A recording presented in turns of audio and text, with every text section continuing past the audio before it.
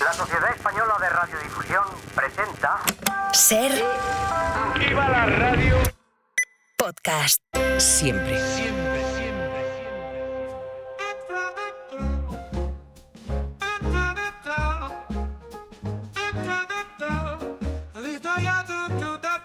Historia en ruta. Extra, extra. Extra, extra. Extra, extra. La historia en ruta. Soy Esther Sánchez. Soy David Botello y esto es La historia en ruta. Y llegamos al plato fuerte del programa, Los Ángeles 84. ¡Vamos! Los ¡Ole! Juegos del boicot de la Unión Soviética que respondieron al boicot de los Estados Unidos a los Juegos de Moscú de 1980. Los Juegos en los que Carl Lewis igualó el éxito de Jesse Owens ganando 4 medallas de oro en los mismos eventos que él, los 100 metros, los 200, el relevo 4% y el salto de longitud. Y sobre todo, los Juegos de esa final mítica de baloncesto. Bueno, a nosotros nos gusta, por lo menos a mí particularmente, porque es que la final jugamos fatal. ¿Ah, sí? Sí, básicamente porque la medalla la ganamos en la semifinal, Eso ganando sí, a Yugoslavia, claro. y luego no afrontamos la final como se debe afrontar un acontecimiento de este estilo. Bueno, no teníamos opciones de ganar, ¿no? Pero sí podríamos haber jugado un partido mejor. De hecho, jugamos contra Estados Unidos en el partido de la fase de grupo y el primer tiempo fue muy igualado. Pues no sé si acá fuimos al descanso perdiendo por 3 puntos y tal. Y yo el otro día lo hablaba con Beirán y coincidíamos en esto, ¿no? Que no preparamos el partido como uno más, sino que, bueno, en realidad estábamos de fiesta desde que ganamos a Yugoslavia. De fiesta sin resaca. Una cosa es irse de fiesta y otra cosa es de... Festejar. Claro. Te vas, cena, no sé qué, bueno... Hasta altas horas. Pensando, sí, de que por otra parte nos pasaba mucho en aquellas competiciones que jugábamos muchos partidos seguidos y cuando juegas un partido tienes la adrenalina todavía muy alta, no baja, no hay forma de que baje y luego, claro, pues si encima vas avanzando hacia la medalla y tienes la medalla, pues es que no había forma de dormir. Si yo me acuerdo que nos acostábamos a las 4 o las 5 de la mañana de charleta ahí en el patio del edificio de la Villa Olímpica que estaba en la Universidad de Southern California, donde estudiaron los grandes cineastas, Spielberg, etcétera, etcétera, que tenían un salón de cine espectacular. O sea, te veías las películas y decías, pero si esto no es lo que he visto yo y cómo suena y no sé qué y tal. Y encima con aire acondicionado, vamos. La siesta caía ahí todos los días. La historia en ruta.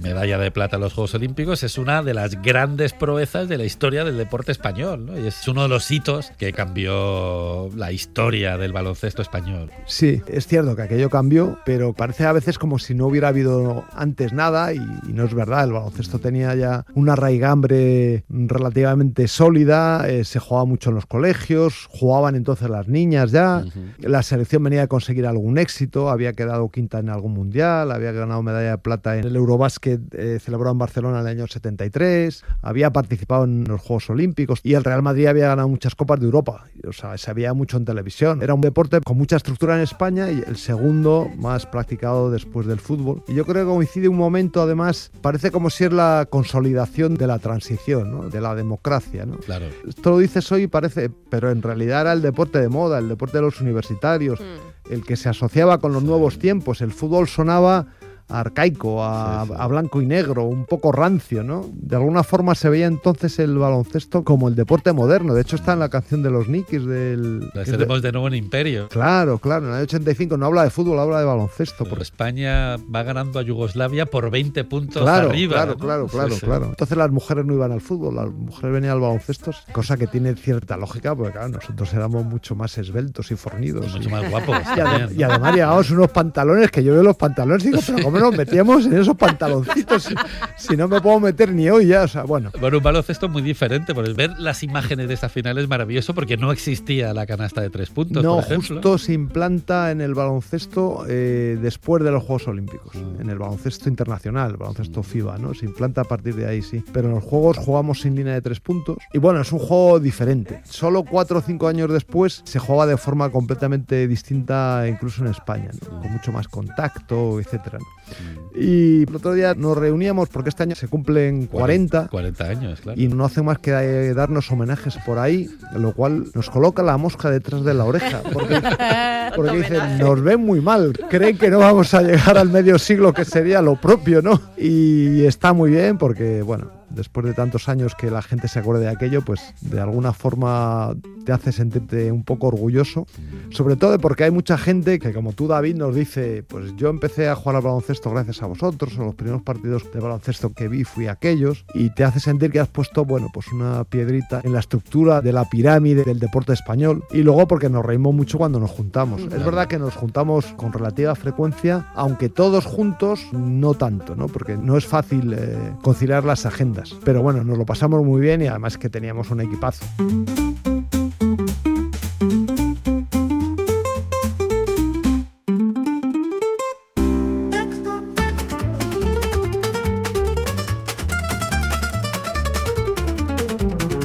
Pues si te parece hacemos un repaso. Mira, Hacemos un tenemos repasito. a un tal Llorente que ¿Quién es? ¿Quién no es? sé muy Bueno, bien quién José era. Luis Llorente, un grande. Sí, pues aquí me tenéis, ¿no? Aquí le tenemos. En mis tareas de hoy en día hay un poco de yendo de un medio a otro, pues ahora presentando libros, ahora el de Gento, ¿no? Gento Real, colaborando también con alguna cadena de radio, bueno, pues ahora de universitario, bueno, pues cada uno con nuestra vida, ¿no? Tenemos a Corbalán, ¿no? Corbalán. Que ese día colgó las botas. Colgó las botas en la selección, dijo que ya no volvía a jugar más, siguió jugando en el Real Madrid, pues Juan sigue muy activo también, muchos seguimos vinculados al asunto pues de reunirnos con empresarios, de extraer conclusiones de la vida del deporte que de alguna forma pueden aplicarse a la vida empresarial, a la vida del ciudadano de a pie, ¿no? Del romano, como decíamos nosotros, porque la vida del deportista es muy intensa, te pasan muchas cosas muy rápido, tienes muchas cosas que gestionar, a veces durante los partidos la capacidad de decisión que tienes es grande, pero el tiempo es minúsculo. Entonces, de alguna forma se conjugan una serie de factores que hacen muy interesante, muy atractiva la experiencia personal para que puedas extrapolarla a otros ámbitos, ¿no? Además, Juan acabó la carrera de medicina también y creo que está haciendo también algunas cosas como cardiólogo. Y luego, bueno, pues vas a hacer un repaso muy Un rápido repasito. porque... Un poquito más rápido porque Vamos a si no, repasar. Mira, tenemos a Solozábal, Sí. Epi, que fue el último relevo de la antorcha olímpica en Barcelona 92, que fue ayer, maravilla. Ayer nada, sí, yo Sí. pocas veces he envidiado a alguien, ahí envidié profundamente a Epi. Y Turriaga, Y que... tú. Ay, y tú. Con el que hemos coincidido profesionalmente, yo en varias productoras. Bueno, y tú estás aquí en la casa, ¿no? Y tú estás aquí. Sí, tú estás en todas partes. O sea, Yo en todas partes, no he en dejado todas nunca de partes. verle Bueno, profesionalmente. no tanto como Romay, Ahí porque tú. yo a cualquier sitio de España que voy, digo, ¿a que no sabes quién está por aquí? Digo, sí, Romay. Sí, Romay. ¿Cómo lo sabes? Digo, porque está en todos Como los además sitios. no se le ve, Sí, Romay, un beso. Romay Te ya queremos, se ya lo subió a la sabes. historia con nosotros Se subió. alguna vez, ¿no? Sí. Luego Buen tenemos amigo. Que vuelva. Beirá, Buen amigo, Margal, Romay. Arcega, Andrés Jiménez, que era el más joven, yo creo Sí, recordar, Andrés Jiménez y de la Fernando Cruz. Martín eran los más jóvenes. Ay, Sí. Fernando. Bueno, Fernando Sí, Martín lo quería dejar para el último, ¿no? Porque Fernando Martín Sí. era mítico, fue el primer jugador español de la NBA y que tuvo este trágico final también. Sí, Fernando Martín fue una tragedia. Sucedió el accidente cuando estábamos en el Madrid y bueno, fue espantoso aquello para nosotros, sí. Porque además estaba Antonio, su hermano Antonio Martín estaba con nosotros en el equipo y bueno, lo pasamos muy mal y de alguna forma nos hizo vivir un año muy intenso en el cual decidimos pues pasar juntos el duelo y pues yo creo que casi todos los días después de entrenar íbamos a cenar todo el equipo juntos, o casi todos, ¿no? Pero bueno, sí, Fernando fue un gran jugador, era uno de los estandartes de aquel equipo, aunque finalmente yo creo que era un equipo en el que todos desempeñábamos un papel primordial, ¿no? Yo leí que os llamaban ya la familia. Sí, a Antonio Díaz Miguel le gustaba decir que él era el entrenador del equipo nacional. O sea, a él no le gustaba lo de la palabra selección porque decía que aquello era un equipo y que había que construir lazos personales sobre la base de las relaciones, de la amistad y de jugar muchos años juntos. Además es que nosotros veníamos de jugar pues 2 o 3 años juntos en las selecciones inferiores, ¿no?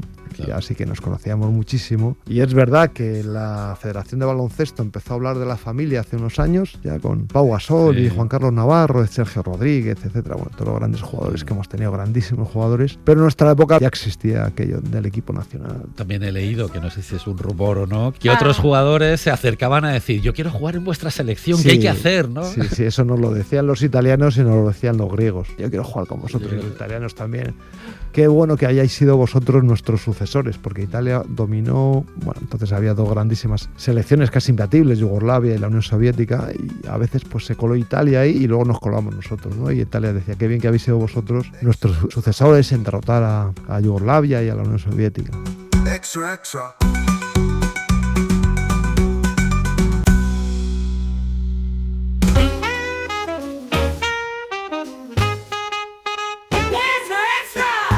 Y luego enfrente en la final, hay que decirlo también, dirigida por Bobby Knight y liderada por un señor que no sé si se le conoce lo suficiente, que se llama Michael Jordan. No sabemos, No sabemos quién es, ¿no? O sea, pues, no me termina de... no te suena, ¿no? No me viene.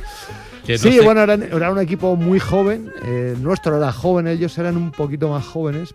Ahora se tiene la idea de que los jóvenes llegan a la NBA y necesitan 2 o 3 años de rodaje. No. Entonces pasaban de la trayectoria universitaria a la NBA y inmediatamente eran estrellas de la liga. O sea, Michael Jordan jugaba con nosotros en agosto y en octubre o noviembre, cuando empezó la NBA, ya estaba metiendo ya 30 y tantos puntos. De hecho, Magic Johnson termina en la universidad y el primer año que juega en la NBA es el mejor jugador de las finales. O sea, cosa que hoy en día eso es impensable, pero entonces llegaban mucho más maduros a la liga profesional y entonces pues era un equipo que tuvo muchísimos jugadores que estuvieron, en lo que se llamó el Dream Team, ¿no? Estaba Pat Ewing, estaba Chris Mullin, tenía alguno de los jugadores también que fue mejor jugador defensivo del año, etcétera. Era un gran equipo y nosotros, ya digo, no...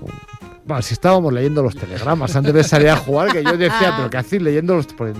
Claro, entonces no era como hoy, teníamos un taco como de 400 o 500 telegramas ahí, toma, ha llegado esto. ¡Qué sí, fantasía! sí. Y bueno, pues claro, estábamos ya... Hombre, sabíamos que no íbamos a ganar, podríamos haber jugado mejor, pero bueno, tampoco hay que rasgarse las vestiduras ni flagelarse por aquello, ¿no? Hombre, O sea, yo creo que disteis una enorme alegría. fue un a alegrón, todo el sí, país. fue un alegrón porque además era de madrugada, ¿no? Sí. Los partidos, entonces claro, se juntaba todo un poco, ganamos algo, la fiestita, ¿no? Entonces, pues eso yo creo tuvo un gran impacto, ¿no? ¡Súbete a la historia!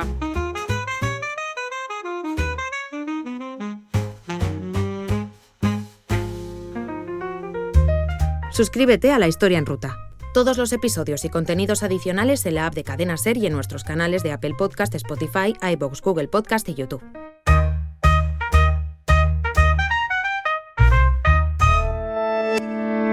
Cadena Ser. La radio.